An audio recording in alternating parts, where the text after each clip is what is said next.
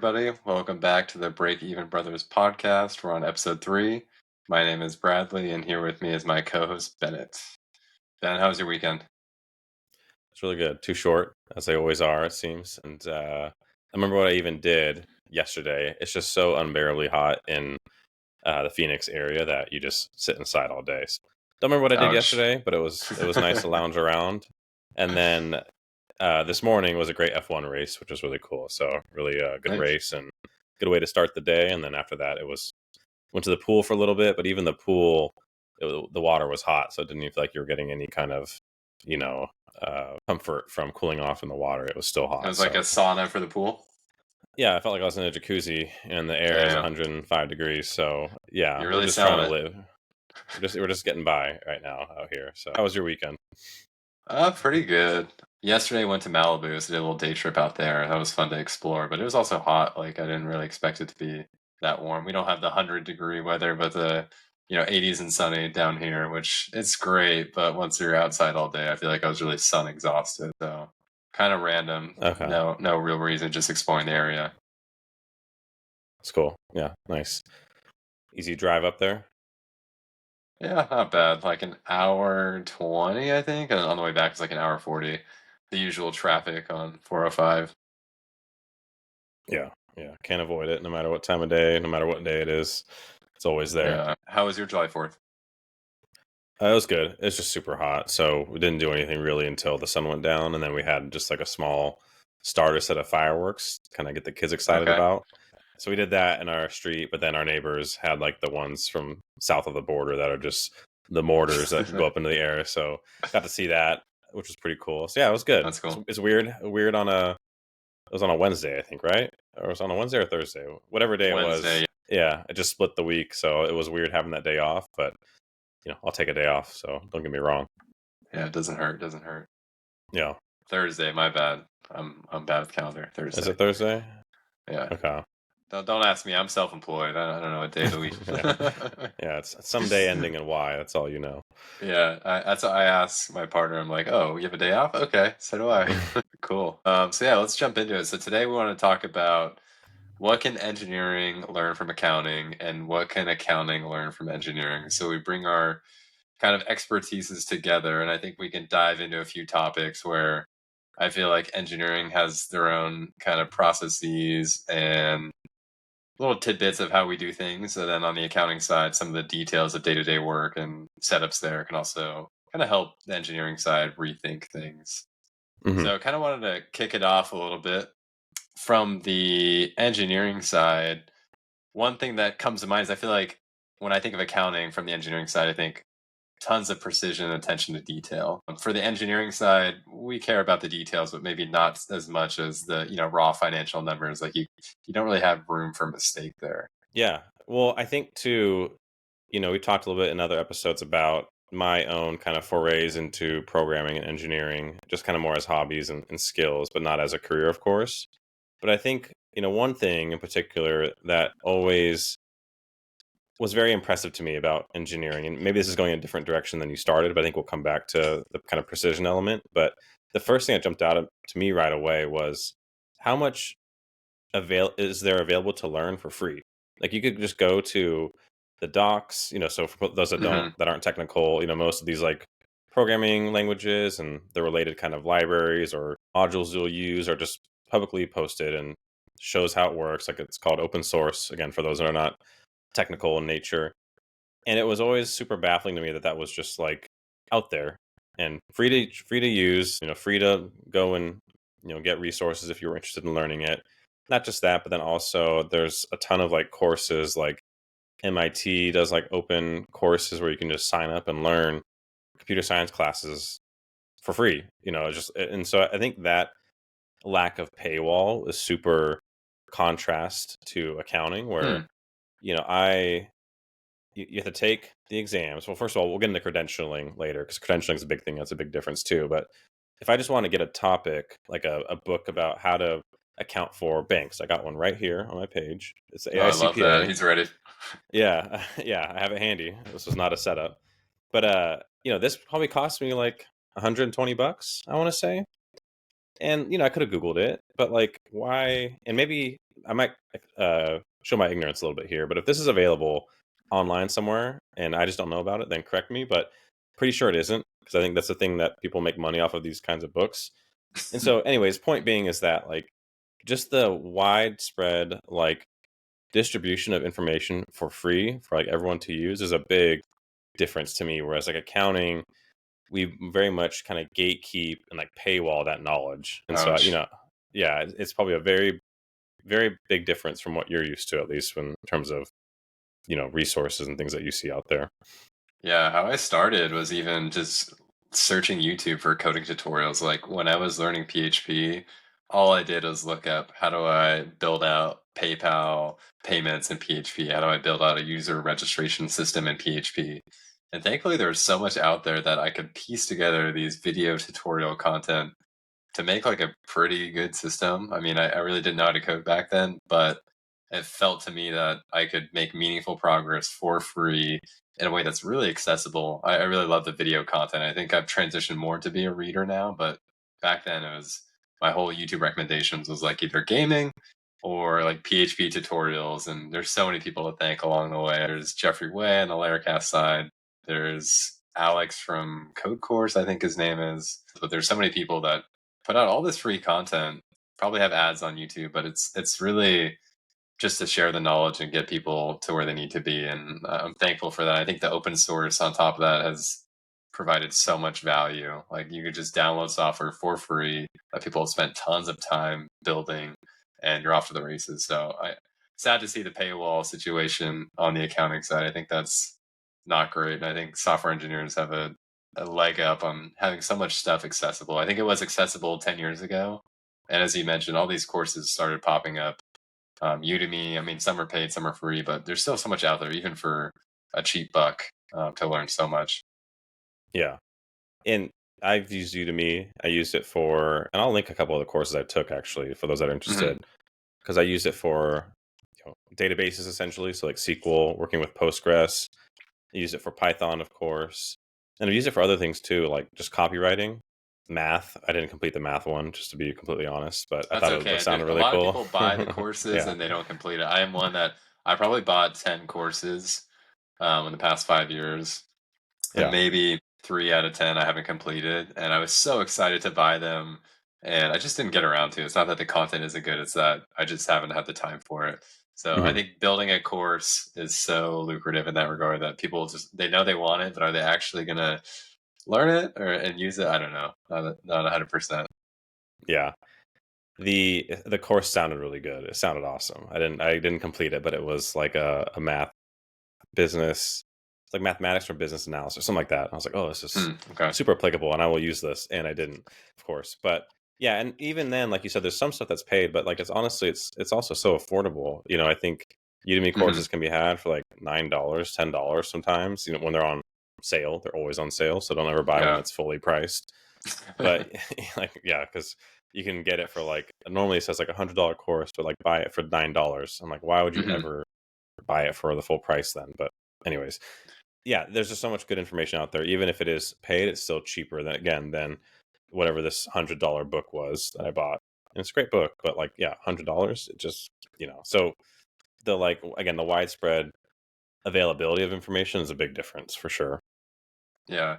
I feel like for the engineering side, there's a culture of like continuous improvement. I don't know on the accounting side, but on the engineering side, there's a new framework, a new language, a new tool to pick up what feels like every other week. And when you're at some of these big companies, you might not notice it. But when you're out in the indie hacker space, there's so much stuff that is flavor of the week, flavor of the month. It gets overwhelming. And like, I love having the options, but it feels like you need to stay on top of it and be the expert of all these new tools. Because if you aren't, everyone else is talking about it and you feel like you're an old timer that's like out of the loop.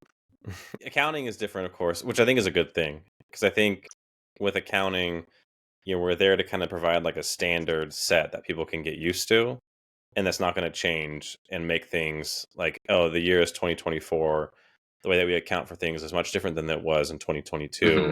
So you can't really compare apples to apples, and it's just too much for.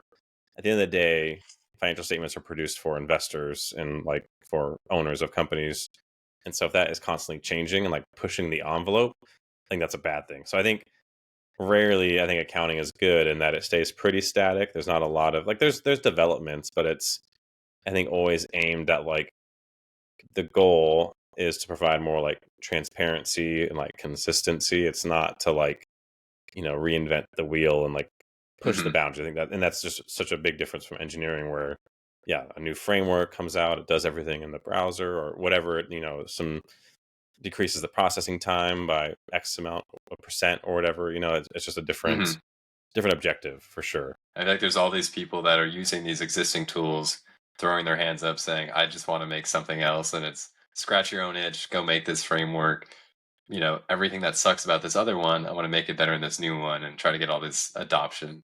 So it's a constant cycle of, out with the old, in with the new. Will it stay? Will it go? A lot of people kind of hold their tongue and wait for a few months or years and you land on something good. But it's nice to hear that there's some stability because sometimes I get a little caught up with feeling overwhelmed at how much there is out there on the tech side. I remember I was like on some forum or Reddit or whatever.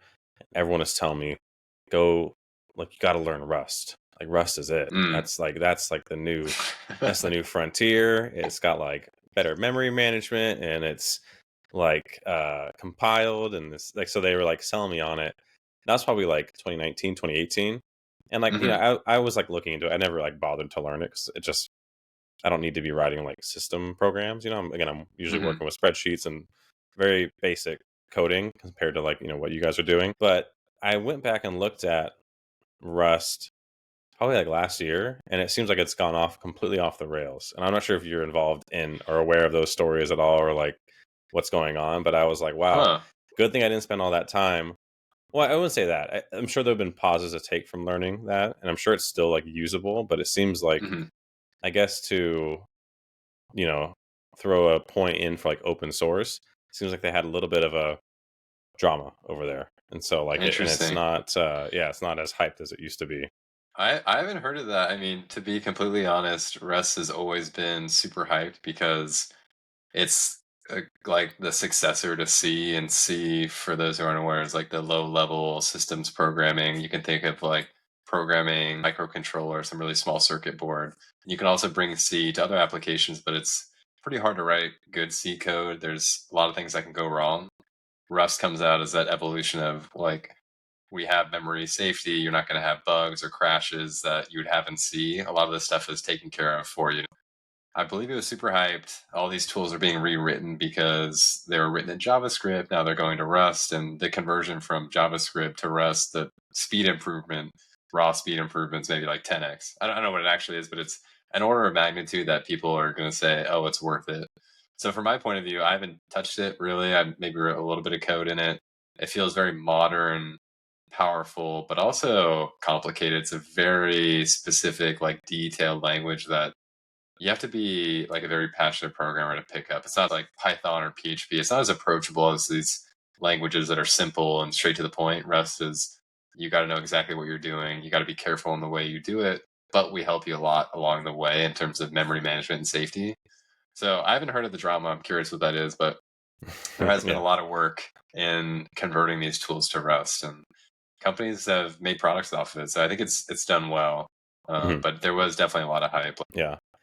Yeah, and it's a great point about C, and you'll know this better than I do, but I'm pretty sure that, Python as approachable as it is and as widely used as it is now, especially, its core Python is C. Right? I think people need to like should know that, right? Like ultimately Python is like to not get too technical, it's like an abstraction or like a decoration of underlying C code, which, I remember when I found that out, I was like, I don't, again, I'm not a technical person, but I was like, I didn't even know that was possible. I thought it was like its own Mhm.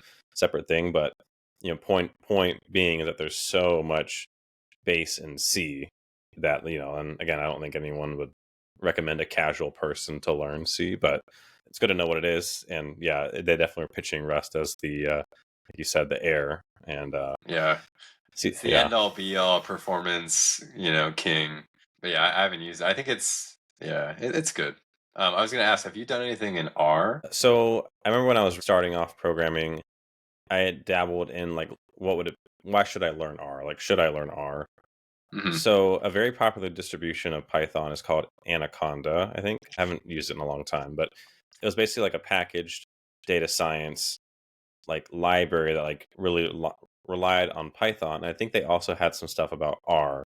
And I remember when I was at Loan Depot, the team that was doing all like the super complicated like mathematical analytics on our mortgage servicing rights portfolio, which is like a derivative asset, so it's super complicated fair value.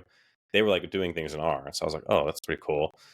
Hmm. Never like went down the path of learning it because as I kind of like researched it more, it was like this is really for like almost like math and like data science, but like super heavy on the math emphasis. And I was like, I Hmm. don't like math, so I'm not gonna go down that path. But it was so, and also too, one thing I found really interesting about R was that the syntax was very unique.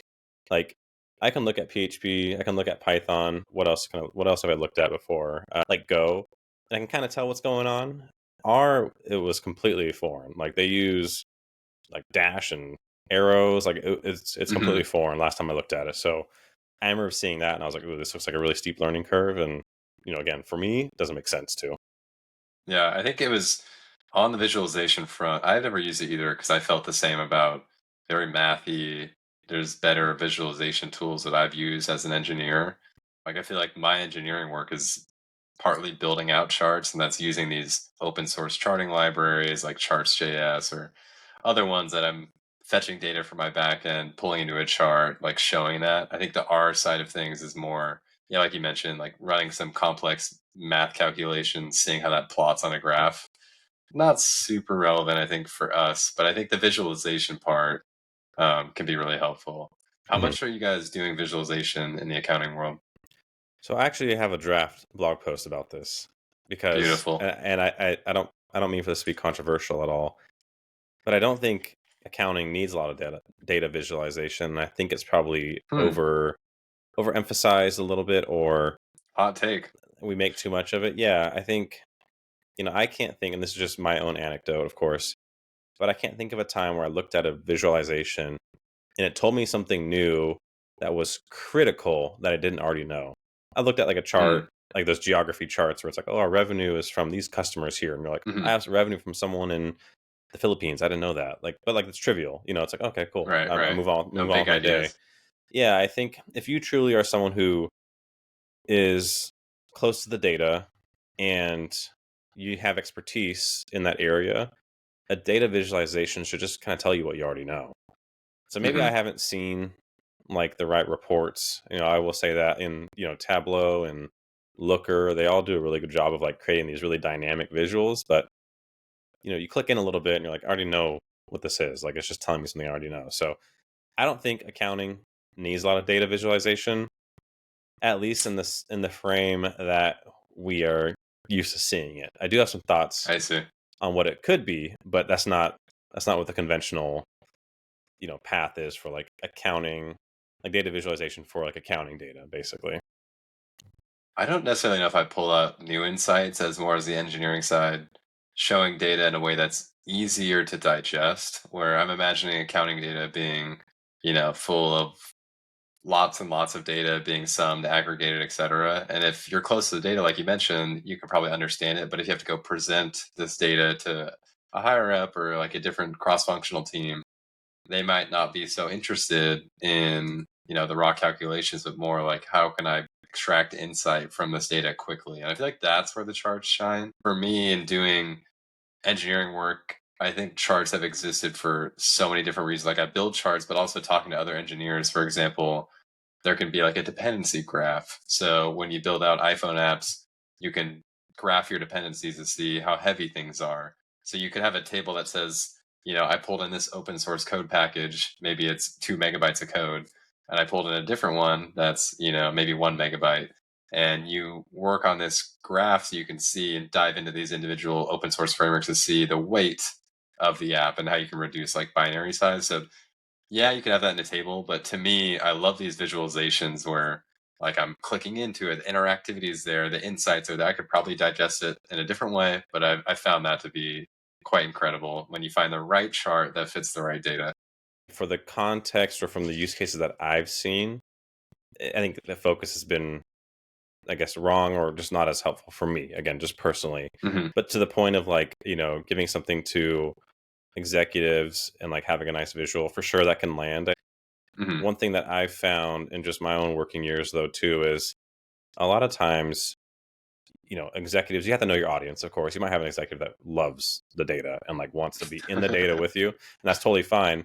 But you would approach that, I think, differently than someone who's like, give me the quick and skinny and then like move on. And it's like, I think a lot of times the hire that I've interacted with, they tend to be more like, tell me what I need to know. And then like, you don't need to like convince me of it. You know what I mean? But certainly, especially when you're like presenting or like trying to convince somebody of something, it's good to have like a Hmm. visual and like kind of like hopefully it can encapsulate like the idea you're trying to present. But a lot of times accounting is keeping score. We're counting is recording what's happened. And so a lot of times I think that message, like that might come from other teams, like from like a finance team that's more forward looking, like, hey, we need to go do this project because it's going to give us this ROI and here's a Hmm. breakdown of that. Accounting in the traditional sense is usually, again, more of a historical look. And so like the information, all the events have already happened. Like, it's already happened. Hmm. So I think a lot of times all that data or all that information's already been kind of processed by people. I will, I guess, go back on one thing I said earlier too, is a lot of the accounting data has been like, or the accounting visualizations have been like a trend of like revenue over time.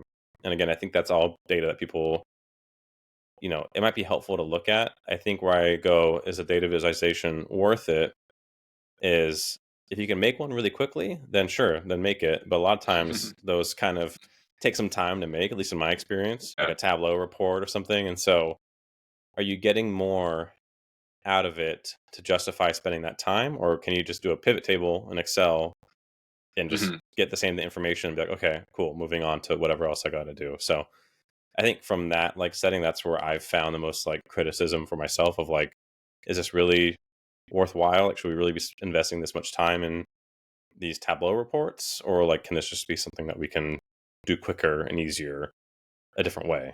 So Yeah. yeah.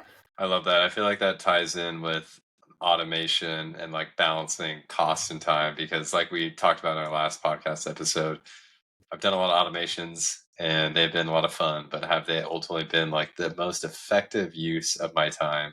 And so I think from the engineering side, you really have to take inventory and double check on priorities of things. There could be very flashy projects that pop up that you get super excited about, but what's important to the business? How long will it take? What do you need from other teams to get it done? And how can you prioritize that against like every other team's roadmap?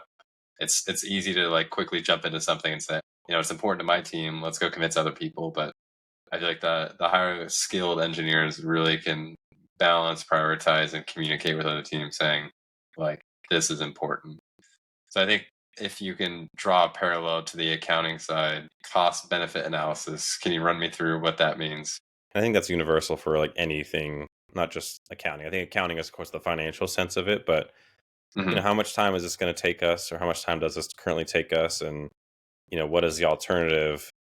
Like how much time can we get back, or how much are we spending where we feel like we can get back? So what do we get out of the dollars that we spend essentially? Hmm. I think that's really, I think it's just a decision making process, and accountants tend to use financial data to make that decision. But I'm assuming for engineering it's no different. But you guys are just looking at it from like an engineering perspective of like, if we go this approach, these are the pros and cons that we have to deal with.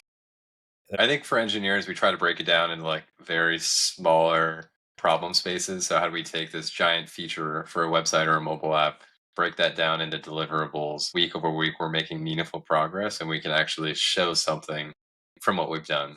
So that's been a pretty difficult task just because working in large code bases, managing people, dependencies, cross teams, it's really hard to estimate correctly. There's a lot of things that can pop up in the way that can affect estimates, but we try to have like a systematic approach to breaking these things down, having deliverable chunks, and then communicating that out to others. And that's probably the best way we have some sort of analysis on the work that we're doing. I think you can probably go into this a bit deeper. Reporting and like data visualization, I think will really hit a special sauce when accounting is using like more integrations and that reporting is on like I think engineering calls like uptime monitoring, I want to say, where Hmm. it's basically giving you like exception logs. It's saying, oh hey, we processed these 10,000 transactions, these two got flagged for something. I think Hmm. that kind of, we have like a data pipeline from one system, it's doing some data manipulation and importing it into our financial system. I think reporting and visualizations around that will be helpful. I haven't seen that like in my Mm. experience, and like it's probably out there with like things like Zapier and stuff like that. I'm not saying it's not out there, but that's where I Hmm. think the data visualization tools would be most beneficial, that you can quickly just flag and drill down exception logs and stuff like that, where I see. you're looking at things like as they process and getting alerted to like, hey, if there's an issue or not. That's Hmm. where I'd like to see some of the accounting, I don't say industry, but like I'd like to see that get more widely adopted for sure. Yeah, I use an exception tracker for my websites and apps, and wow, it is such a time saver because I don't have to monitor things. I get emailed when production level exceptions happen. I get sent a stack trace, so what happened in my code that broke it, and then who's been interacting with the app at that time, like what user, what URL were they on the website. So that has been super nice. And then on top of that, there is visualizations for how many errors I have a week, how many errors I have for a device class. So for an iPhone or on desktop, there's so much performance data, exception data that these tools deliver. And it's both in like the tabular format where you can dive into individual issues, but also in these graphs that provide like immediate insights. I'm like, oh, is my application healthy? hmm I think what we have to do, because we don't have those kinds of things, is like reconciliations. So we basically say a lot of times in accounting, we took this report, we did some manipulation to it, and we manually imported it into the system. Hmm. We don't have like really strong uptime monitoring. We don't have like really strong exception logs. Again, this is the general. It's not, there might be exceptions to that, and there certainly is Hmm. people that are doing this, but as a general rule, being in accounting for the last 10 years, this is what I've seen. And so because we do this manual process to get the data into the system, we now will do a reconciliation where we basically like go back and just make sure that everything got imported, everything that was going to get imported got imported, and like if there's any Hmm. differences, why. Like we do that all on the back end super manually, and it's almost like we go in trying to discover if anything went amiss. And like I I think see. having a much more proactive system like you were describing for your code is like the way to go, where we can just say like, we set up this code. And I think engineers do this because you guys are very familiar with like what you're working on, right? So you guys say like, I'm going to set up this pipeline to take data from one system, put it into another system, and like you feel good about that process. You will set up some exception logs or exception reporting, and then you kind of just manage to that. I think accounting, we almost don't trust that will happen naturally. Like there's a bit of, I I think, a bit see. of healthy skepticism, but I think we I can love that. equip ourselves better to deal with that. And that's where I kind of again push us to get more familiar with like the programming. And again, we don't need to be engineers, but just get more familiar with it, really understand it, ask for, as part of like, hey, we want to do this automation, ask for as well like exception reporting. Like don't just take the automation Hmm. and say thanks. Like we also want to be able to have a way to like, I don't want to say automated review this, but we want to have a way to more easily review this versus like just having it go in and kind of having to take it on faith almost. Yeah, I think healthy skepticism is perfect because on the engineering side, we also don't trust user input. So a lot of the times you got to assume there's a bad actor on your website, on your mobile app doing something that you don't want people to do, but you allow for it. And so you got to, have safeguards on your app and website so people can't just take advantage of it. So it's like double checking your work, locking down your code so it won't break anything for other people. The worst thing is having one user kind of take down your website because they're consuming too many resources. So I definitely feel that on the engineering side and double checking things. I think for engineering, that's more on the testing side. So we write a piece of code, we expect it to have this input and output, we write a test for it. But that's more the logic. Like you mentioned, you're importing tons of data. It might be from different sources, different formats. You need to massage it and get into this final state. You can have a test that tests all these different formats, but at the end of the day, there's not a test for every single one in the whole wide world. So like, good luck writing full test coverage for that. Yeah. I saw a funny, just not to get us off topic, but I saw a funny, I guess a meme or just something that went viral where there was like a chat. So like, if you go to like a car dealership or you go to like someone's website and it says, "Hi, like would you like to chat with us today?" And it's like a virtual chat. Hmm. Someone like typed in like select all Yeah. like customer database in the chat, and like it returned like whatever bad code it was, it returned a bunch of customer Yeah. information. And when you said user controls, I just thought of that because yeah, bad actors. There's a funny Django library. I'm sure Laravel and other frameworks have this too, where you install the library. It's called Django Honeypot, I want to say, and it Yes. basically sets up like the fake admin. So if someone knows that Hmm. you have a Django site, they can try and get to your admin panel and try and log in and like hack into your site. But what Django Hmm. Honeypot does is it sets up like a fake admin at like the admin URL, and then you can see when people try to go there and like try and like hack into it. And so I remember like setting that up. I didn't ever have like enough traffic to like really get like meaningful like pings there for a site I had up, but it was interesting to see like there would be people that like go to that site, like the admin page, and I'm like, what are you trying to do? Like, why are you going over there? Like, because it's not a publicly displayed URL, right? So like people have to know, Yeah. type in puckpass.co/admin, and they try and whatever shenanigans they're up to.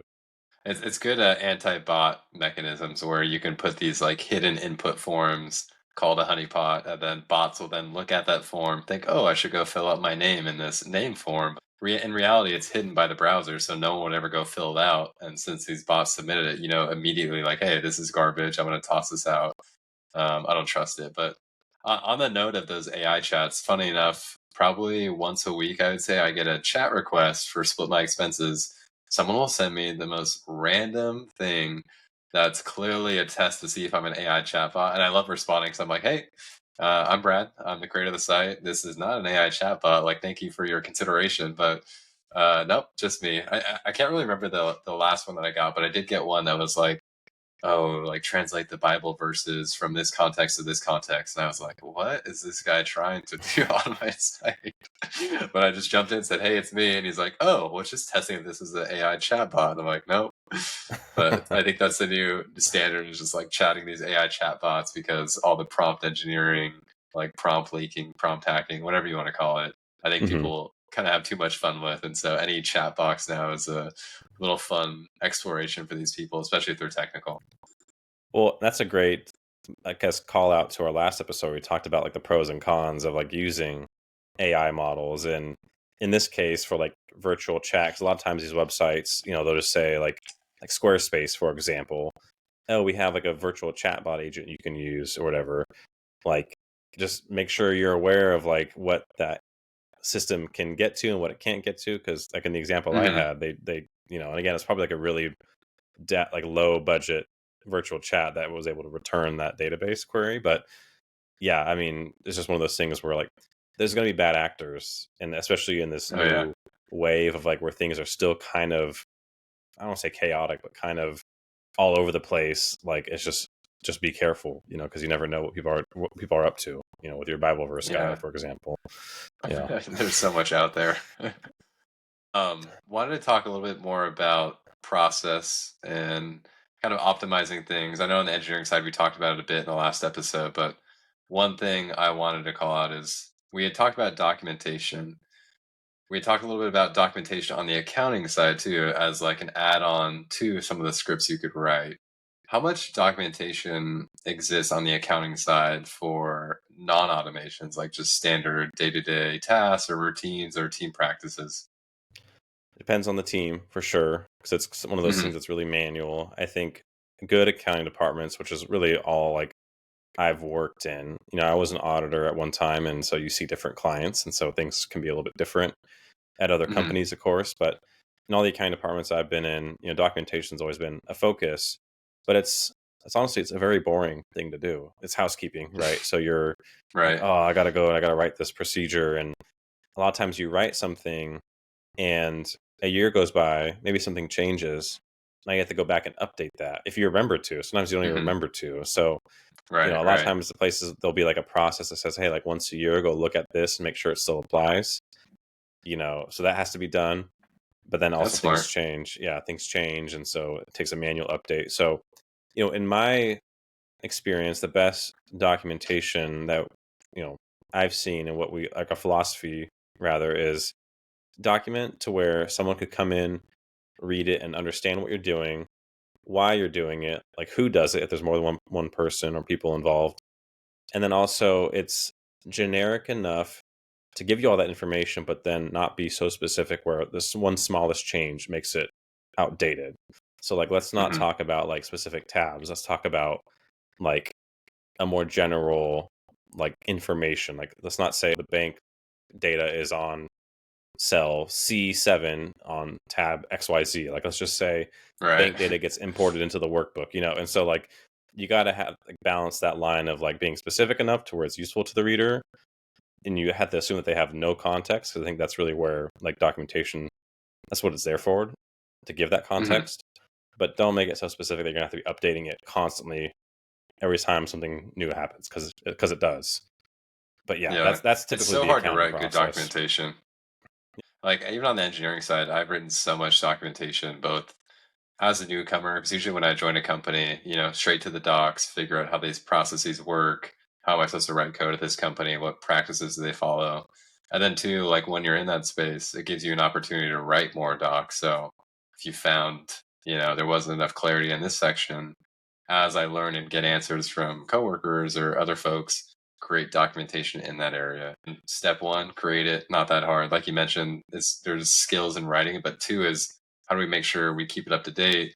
How do we communicate with others to say we created this? There's a whole effort and kind of like concert of people that need to be involved, aware, and like bought into the thought of creating documentation. It's more of a cultural thing. And I think there's been companies that I've worked at where the documentation has been pretty abysmal and like hit or miss, and other companies really lean on it and say like, hey, let's keep this up to date. Like you mentioned, let's have an automated system to say, hey, we wrote these docs, like, can you go check if they're up to date? And those are the ones that I love. And engineers join, they're productive, they're efficient, they write more docs. It's like almost a win-win once you get there. The I would love, maybe this is pie in the sky, but maybe it's not. But like where something there could be like a reviewer, like an automated reviewer, like a bot, or I don't want to say AI, but like a program where like it would understand what someone is doing, Hmm. have the documentation that was like last written, and if that person starts doing something different, be like, oh, let me go back and change I this like see. on an automated way. I don't know if that's That'd even be cool. possible technically, but yeah, it'd be nice and save people time, because it's just one of those things where, again, it's housekeeping. It's boring to do, and so Hmm. like you have to like make the time to do it. And a lot of times, especially for accounting, we get busy at specific times of year and specific months, or specific times of the month. And so, that's something where you have to make time for it. And like you said, it's a cultural thing. Again, I've been fortunate enough to be part of like teams that really emphasize that, but it's always something that has to be done. Like it's rare that I think you walk into a place and say, documentation's here, it's done. Don't even need to update it anymore. It's Yeah. just it's just it's just an ongoing cycle. You have Right. to do it. You have to do it. It's like taxes. You got to do it. I don't think anyone likes documentation. Maybe some people do, but yeah, it's something that has to be done regardless whether you like it or not.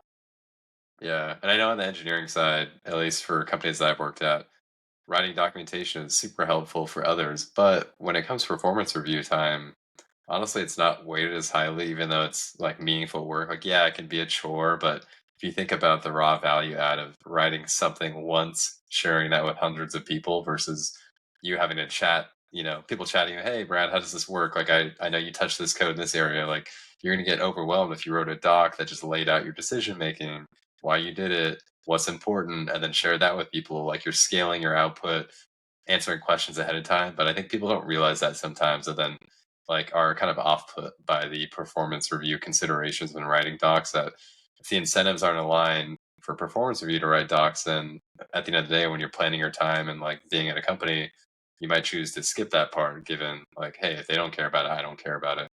Hmm. Yeah, I mean, your compensation, your performance should be aligned to like the work that the company values. So if the company Hmm. values documentation, then that should be a completely valid thing to bring up and should be, like you said, weighted as much as whatever new feature that you implemented, right? Right. Yeah, that's something for sure that, but I hear what you're saying. It's, again, it's kind of just, it's not as shiny object as those new features are. So, often No. gets overlooked. Thing. Something I've experienced a couple times where there's been an issue with some kind of code. So like a integration shuts down. We don't know why it happened, or whatever the issue was, or some issue that happens, a bug. In our engineering team, they do, it's called the five whys, I think is what it's called. Does that ring a bell Okay, at I all? haven't heard of it. Okay, No. cool. Keep Well, going. so it's really cool actually. So, and maybe it's just something that's been unique to the engineering teams I've worked with, and they're awesome then because I really thought this was awesome. So they do Mhm. like a root cause analysis, which I'm sure anytime there's a bug, Yep. that's a standard thing, right? But then they go through this process where they get everyone in the room, all like the stakeholders, the engineers that built it, for us accounting end users that were like impacted by the bug, and they basically kind of go through and say, why did this happen? And they will say, oh, well, it's because this database migrated at 8 p.m.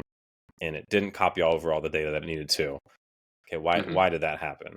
Well, because of this. And so they drill down like 5 layers I see. and they get to this root cause, and it's a super thorough. I don't say uncomfortable because I think everyone in there has the mindset of like accountability and ownership. So it's not like anyone's pointing fingers. It does get to like, Right, right. well, maybe I should have, sent out an email that told everybody this was happening, or maybe we didn't consider that in our logic when we first wrote this because, we didn't know this was possible. Like it'll get to a point where like there will be a error that caused this that, we just have to fix.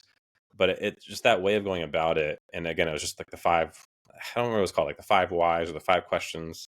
And it was just Hmm. like something that we just have gone through every single time we have that situation happen. And yeah, it's super helpful because it just takes the finger pointing out of it, and it makes it really like accountability. And people take ownership of, oh yeah, I could have done this better, or I should have done this, or we didn't think Yeah. about that. It's just super thorough. Yeah, all the companies I've been at do have a form of that kind of root cause analysis. So I think at LinkedIn they called it a GCN, and Meta was called a SEV. So basically, a site-wide issue or something of major concern, bring everybody in after the fact or during the kind of the incident, pull in all these relevant stakeholders from engineering to SRE, so people who keep the lights on like the hardware side or software side, and then like product teams saying, hey, like maybe your team on Facebook.com rolled out a new feature and it broke newsfeed. And so there's so much stuff going on that they just kind of bring everybody in and say, hey, we got an issue here. And it's usually in a space where people can feel comfortable and everyone makes mistake, and it's a pretty blameless culture. So people don't feel like, oh, I pushed a code change, like it's 100% my fault. Like I'm sorry. It's more just like, hey, let's fix the problem, let's move forward, and then let's go take a look at it once it's done to say, how can that never happen again? Hmm. So I think when I was at Meta, the site probably went down maybe 2 or 3 times. I'm not 100% sure, but a little bit of a funny day because when you're at the company, Meta uses internal tools like their own Facebook.com and Meta.com, like internally at the company. So if the Facebook.com site is down as an engineer, you can't use any services. And so the site's down. People are kind of messaging each other on other platforms saying, hey, is the site down for you? Like blah, blah, blah. Like the internet's going crazy. Okay, it's like a day off for us engineers. But after that, people are very kind of like on top of it, like, oh, what happened? Like, how does the whole site go down? And I don't remember the exact root cause, but I think it had something to do with DNS, which is like a very systematic network layer. And once that's kind of shot, no matter what, it's pretty hard to bring back online quickly. And so it was just kind of the funny incident of like, hey, I think someone just made like a normal routine code change. It's in a little bit of a sensitive area, I would say, but one thing led to another. The site's down. People are kind of just like, oh, what am I going to do today? Probably not that much. Since like I literally can't push code, can't look at documentation. Like everything that Facebook uses is down if like that, the Facebook.com is down. Hmm. So I think even going into something as large as that, when the culture is so blameless, like I can't imagine being that person that made that code change. I'm sure they're a smart person. They're qualified to be at Meta, at Facebook, but I would be scared and just nervous about going to that meeting saying, yeah, I did that code change. But I think having that correct environment, I love the 5 whys. I can just imagine people saying, like you mentioned, why'd that happen? Why'd that happen? And then each answer to those questions will provide an opportunity to make the system more robust. So next time they migrate the database, like they have checks saying, are we sure we got all the data? If not, like roll that back and let's try it again. And so same thing at Meta.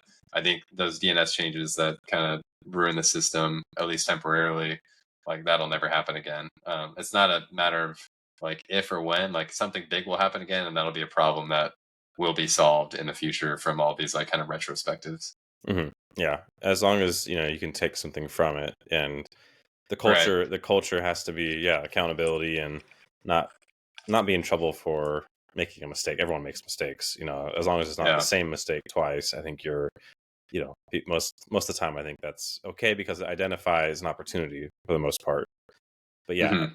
I think one thing that wanted to mention, and I think you kind of teed it up perfectly, and what you said there was, it's a culture thing where I feel like engineering is very, I don't want to say like, let me approach it from the accounting side first, and I think you'll see what I'm saying about engineering more. Okay. Accounting, you go through. I'm going to go down the CPA path because that's kind of the most like, I'd say like documented and like recommended path for accountants to go down. So you go through 4 years, sometimes 5 years of schooling. The CPA track had a 150-hour requirement. They still do. It's very, very controversial, and I think it's starting to kind of be unwound a little bit, from what I'm reading and hearing out there. So that might go away, but you have to get a bachelor's degree. 4 years of school. You have to pass the CPA exams, which are no joke. I don't Hmm. remember what the pass rates were, but it's 4 tests, and they're very, very comprehensive. So then you can put the letters after Hmm. your name. Essentially, there's a credentialing that is so, like, it's held in such high regard in accounting. I would argue that, like, the things I don't really touch any of my CPA knowledge, to be honest with you. Like, in my day to Hmm. day work, maybe bits and pieces of the areas that I cover, but for a comprehensive, like, I don't do taxes. I don't do taxes like anybody else. I just do regular, TurboTax basically. Like, Hmm. half the things, maybe even three-quarters of the things that I did in the CPA exam are not relevant, but that is such a recommended path, and I understand why though too. Where I'm going with this is credentialing. There's the CPA, there's the CFP, like Certified Financial Planner. Maybe that's not accounting, but it's still kind of in the finance realm. There's the CMA. Accounting makes a big deal about credentialing. Engineering, I haven't ever seen any of you engineers have letters after your name. And so I guess, what's Not your thoughts once. on that? Yeah, I think, oddly enough, some of the smartest engineers that I've worked with at these companies are arts degrees, language degrees, poli sci, music, even, where, like we mentioned in the beginning, the abundance of information for computer science, for programming, for building mobile apps, websites. If you have the drive and desire to do it and you're passionate about it, you can get super far without even a college education.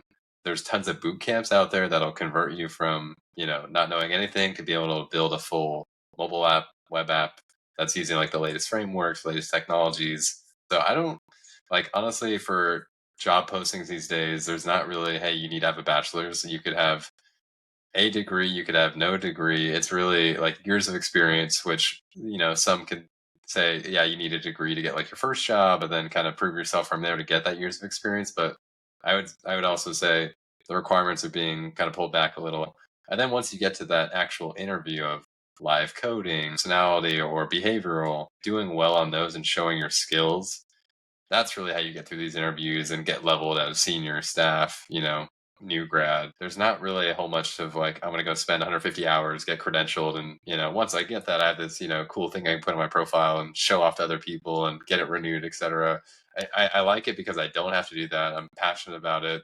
I probably would get whatever credential there was if there was such a thing on my end, but thankfully there isn't. And I think it probably would hold a lot of people back. And there's so many good people that I've worked with that you would think if you looked at their resume on paper, oh, these people like didn't do any formal CS education or didn't have this or that. Like, but when they show up and do their work, you're just appalled at how good they are. You're like, how the heck did these guys get so good? Like, I don't know, but I love it, and I'm loving that I'm working with them. So I'm glad it's not a thing for the CS folks because I would have had much less opportunity working with these people. Yeah.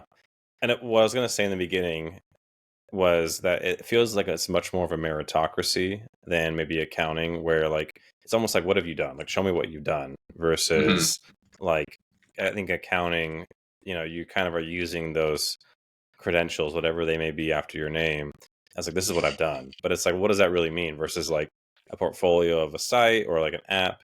But even so, Hmm. not everyone that gets jobs at these companies has like a portfolio too, of course. But Right, you also right. mentioned that second part of, well, they most of these interviews have a coding, like a live coding thing, where like you have to like, whatever the coding questions are. There's not like Yeah. that for accounting typically, in my experience. It's not like, oh, like explained. I mean, it's just a different, you know career path. Like it's Hmm. non-technical versus engineering is technical. So it's not really like an opportunity where it's like, explain to me the guidance on, fair value accounting. Like, unless you were interviewing for a specific like role within fair value accounting, you're not going to get that question in an interview probably. As one who's coded for 10 plus years, coming into those interviews, sometimes I just forget the most basic things. I'm sitting there like, oh, if I had more time, if I had Google open, it's a little bit of an odd environment being pegged into like a 45-minute live coding session when your day to day job is working with other people, communicating with them, looking up docs, and then all of a sudden now you need to know the answer right on the spot, explained perfectly. And yeah, it's a little bit of a thought process versus like just general output, but I do think it's awkward on both sides. Like I've given the interviews, I've taken the interviews plenty of times, and if you're struggling as a candidate, it's like I know the interviewer what the interviewer is thinking, and on the other side, if you're at a company interviewing a candidate, you're just like, oh, hopefully they see this, or like I can nudge them this way, and if they don't get it, you're like, oh, like I'm sure they'd get it at a different time if they weren't pressured right in front of me. But yeah, it's a little bit of a crazy system. Not a huge fan, but it is what we do. It's so crazy, and it's such a, like, it's so, I don't say hyped, but it's so dreaded maybe, that there's that book, Cracking the Coding Interview, that's like sold Yep. tens of millions of Yep. copies, right? Yeah. Do you have it? I Yeah. saw you look around. Do I you have do. that? Yeah. I do have it. I think I've had it for maybe probably ever since I got out of college. I think I bought it when I was interviewing in college because it was the absolute rave back in the day. I think I read it like one time through, and then we'll do questions when I interview. It's great, but leak code is the de facto standard now. Cracking the coding interview, I think, had 100 questions or whatever in different categories of data structures like strings, arrays, blah blah blah. And then leak code is now the online platform for interview prep where maybe Meta has certain questions that they ask candidates. There's like a question bank for Meta or like a question bank for Uber. And so you kind of pay for access to people who have done the interviews before you, say, hey, I got off the phone with, Meta engineer and like these are the questions that they asked me. So it's a solid book, good read, but I think in the modern day of interviewing, the best resource I would say is probably leak code for engineers just because there's so much that changes, and I think that book came out, I don't know, too long ago to even like it's relevant in the basics, but in the specifics where I think a lot of details lie, it doesn't help you too much. Mm. Yeah, I've seen the YouTube videos of like software engineer 2 interviewing at Amazon, and it's like the live code example, and they're so awkward, to be honest with you. I'm like, this looks horrible. I'm glad I've never had to do those, because yeah, like it's just like you said, watching someone sit over your shoulder while you think through something, it's so Hmm.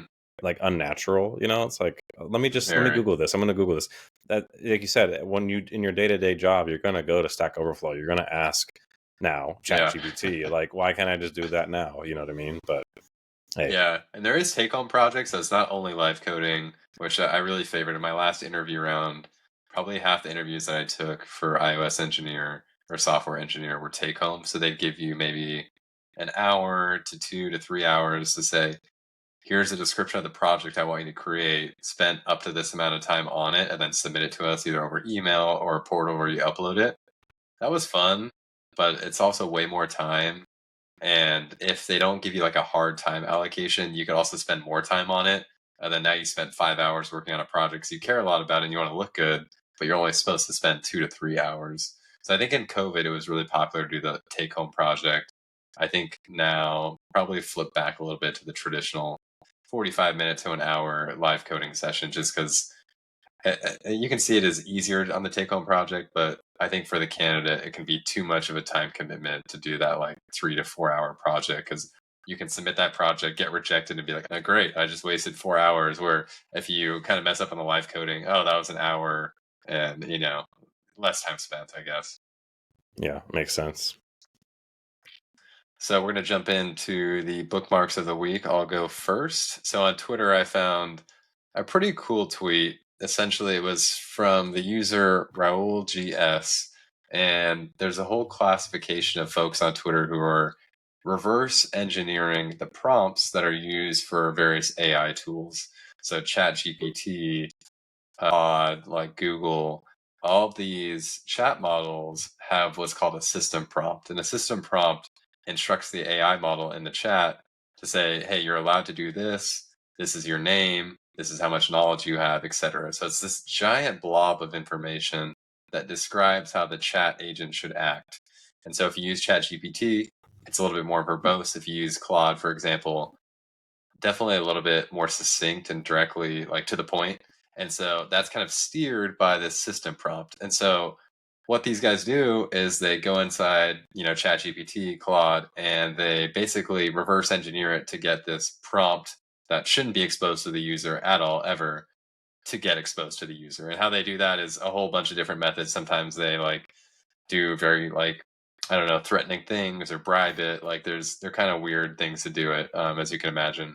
At the end of the day, they did it, and this guy got it, and he extracted this 5,000 token prompt that Claude uses. So people applaud Claude right now for its intelligence, its reasoning, and this guy, does whatever he does and dumps out this giant freaking prompt. And at the end of the day, I'm not going to read it off because it would take about 40 minutes, but I just want a few stats from it. It's 26,000 characters. So I don't really know how long that is, but there's like probably, hundreds and hundreds of paragraphs. So if you ask me to describe how to describe Chat GPT, I could probably write you 4 or 5 paragraphs, but there's no way I'd be able to write 26,000 characters on exactly how to respond. Here's examples. 3.5K words, so it gives you more context in how long it is, and then 450 lines. That one I don't really love because the lines are very, very long. But it's very interesting to see these guys kind of dump out the inner brain behind some of these chat agents. They've done it before for a lot of other ones, but Claude was hyped because Claude has gotten so much good press on like benchmarks and real world performance that people like immediately dove into this guy's dumped out prompt or like, how do they do it? Like, how do I replicate it? In theory, what I could do is take this prompt back to Chatty Butler and my AI would look a little bit similar to Claude.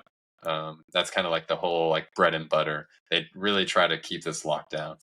So yeah, that's my tweet of the week. Really like it. I'll share it in the show notes, but essentially every time you get a sneak peek at some of these prompts, it kind of peels back a layer because there's so much skill involved in crafting this perfectly like able to be understanded text representation of behavior examples on how to respond that I find it absolutely fascinating to see this company that has, millions and millions of dollars and the best in class researchers probably spent like hundreds and hundreds of hours on this thing and like here it is, broad daylight. So yeah, super super super cool. Yeah, that's cool. That's very, very technical, but that is cool. If are you gonna read the whole doc? You're not gonna read the whole 25,000 words. No, that's the next podcast. Okay, Tune in. we'll just do a live read. Cool. Well, mine is actually a clip from a podcast. So the podcast used to be called the Cloud Accounting Podcast. Now I think they've rebranded and they're just the Accounting Podcast, I want to say. But it's run by two fellas, Blake Oliver and David Leary, and they're been in the accounting space for a long time, have kind of run and sold and been a part of different businesses in the accounting industry. Blake and David have turned into kind of like voices like on industry trends and software and all AI, and so they're always kind of on like the cutting edge of like where the industry is going to go. So they're a great listen. This podcast clip that I linked is basically Blake kind of talking about like when should you actually adopt like a software and like when does it not make sense to. And so basically I won't, it's a video, so I won't like play it here, but basically it talks about like ease of use. Like it has to be easy to use. There can't be like a steep learning curve or it's just not going to get adopted. And I think that's something that I've definitely experienced because, you have to spend the time to learn the right things. But if you are spending too much time, like just trying to get familiar with like the windows in a software or like I need to drag and drop this over here, like, but it won't let me do it this way. If it's not intuitive, then you're going to hit a roadblock into actually implementing that, especially if you're going to implement it for your whole team or for your whole company, whatever it is. So, ease of use, intuitiveness, and then like, does it actually solve your problem? So, there's Mhm. lots of really good programs out there. There's some that, in the accounting space, they give you like 100 features, but maybe you only need two or three of those. Like, does it make sense to, Mhm. like, are we actually getting it because it's going to solve a problem for us? Or are we getting it because it has 100 features and that just sounds really cool, but in practice, we're not going to use them all? And so I Mhm. personally like that kind of critical thinking about, like, what are we actually doing here? Like, what's the point of this? Like, why are we interested in the software? Or like, are we actually able to implement it? Like, 'cause a lot of times I think, companies are so good at like presenting a package. Like, you go on some websites and you're like, wow, the landing page is perfect. Their features look amazing. Like, looks so modern and just like cool to use. Like, it has AI, it has machine learning. If it was like 5 years ago, it has machine learning and all this stuff, right? Like, they sell you on these features, but like, boil it down. Like, what's the real problem you're trying to solve? And like, can this do it in a way where like it's low friction and easy to use and intuitive to use? So I like that approach because, again, I think there's just so much products out there vying for accounting dollars that, just pause and like do that kind of walkthrough and be like, does this really, like, you should almost be skeptical that you need it, I think, as like your default approach of like, I don't think I need this. Like, let it convince me that like this is what I'm really missing. So I liked his kind of approach. And again, I'll try and find the link to the full episode, but I did link, at the very least, we'll get the link to the clip from that podcast where they kind of go into that topic. So yeah. Building software that's like, you know, ease of use in software, even as an application builder, is so hard too. I try hard to make it, easy to use, I guess, but it's freaking hard because supporting all these use cases introduces complexity, makes you feel like you need to do more and complicate the flow. But at times, less is more in software. And as a builder and kind of creator, you got to keep telling yourself that because as you build things month over month, like more and more and more complexity. And yeah, maybe you just need one or two things. So it's good to keep that in mind. Yeah. Yeah. I mean, again, everyone's always super busy. So we're trying to find ways to like make our jobs easier, to work less late nights, but is that Hmm. really, just always got to think when you're going to pull your wallet out and pay for something, is that really going to be, what's going to let you do all those things? So, yeah. Cool. All right. So let's wrap this up, Brad. It's getting late and I got lots of stuff there. We'll make sure that everything's in the show notes. But yeah, we'll do this all again next week. Cool. Good. All right. Catch you See ya. later.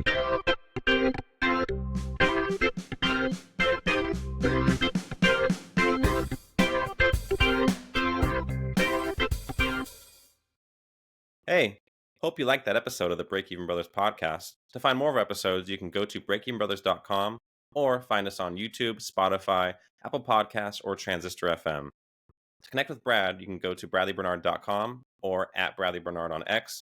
And to connect with me, you can go to bennettbernard.com or at the Real Tech CPA on X. You can also find us both on LinkedIn. Thanks. See you next time.